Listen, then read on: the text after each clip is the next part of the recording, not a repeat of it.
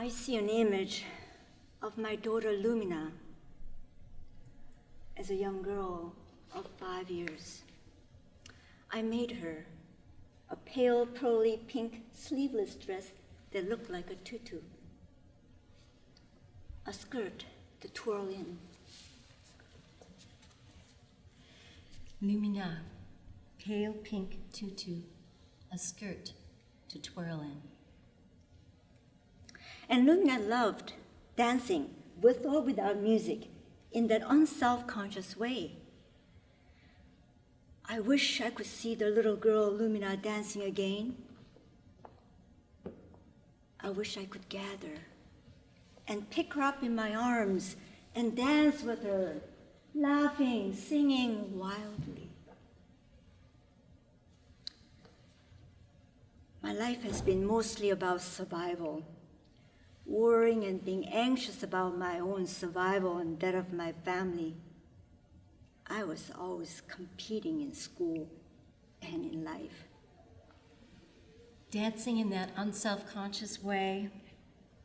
I wish I could dance with her, laugh, sing wildly,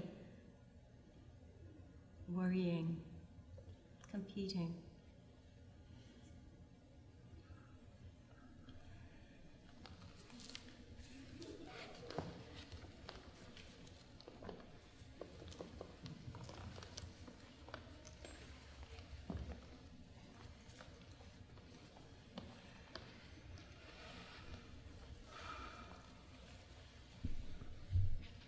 I've been haunted by something that Heesoon wrote back in November.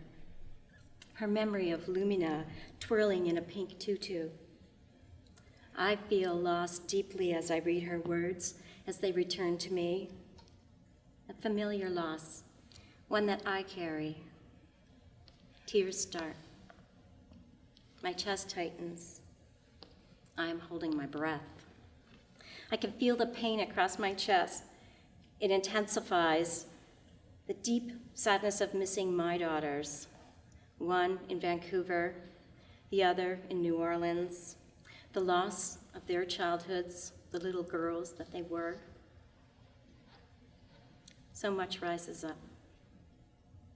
My cheeks are wet. I'm sobbing. Can I sit with this? Just bear it for a moment or two? I take a couple of deep breaths. This is a pain I think I will always bear.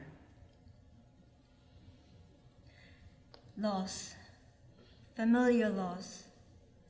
Tears, chest tightens, pain, deep sadness, missing daughters, the little girls that they were, wet cheeks. Deep breath, just bear it for a moment. I'm getting a headache. The tight band across my forehead. My nose is dripping. I wipe it on the sleeve of the old sweater I wear around the house. I wonder, did Heesoon dance as a child? Headache, nose dripping. Did Heesoon dance? I invoke an image of all our girl selves. Heesoon, me, Casey, Erin, Serena, Lumina, our mothers, sisters, aunts, cousins, all of our friends, just dancing freely, flowing dresses, just being free, our hearts open. I send light and love to this image. An image of our girl selves, flowing dresses, dancing freely, joyfully, joining hands, open hearts, light, love.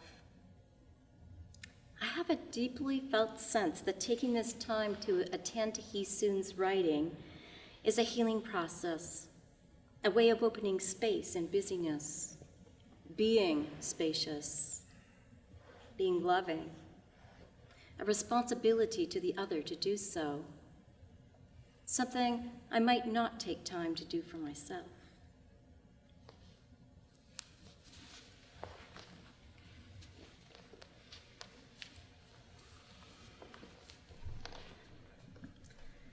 She joined my loss experience, mutual resonance of empathic pain and suffering.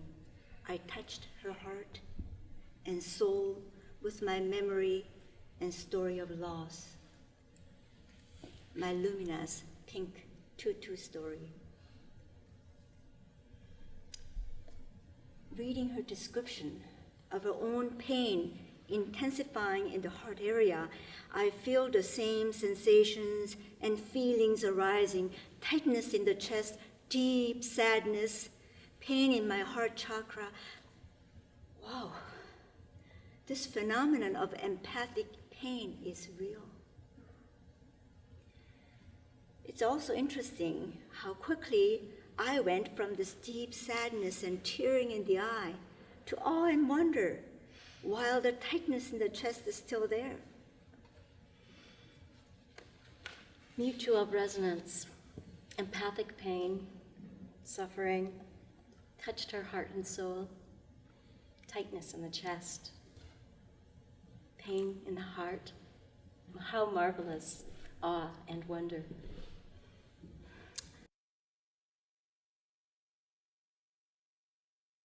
Just bear it for a moment or two. I take a couple of deep breaths.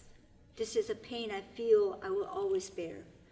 Abraham, my husband, too, has been urging me to feel the unbearable. He said, don't try to get rid of it. Go deep into it, feel it. By feeling it deeply and going into it, I disrupt my usual pattern of reactivity, first externalizing as anger, and then internalizing as despair and sadness. Sip at this. Just bear it. Deep breaths. Deep breaths. Go deep with it.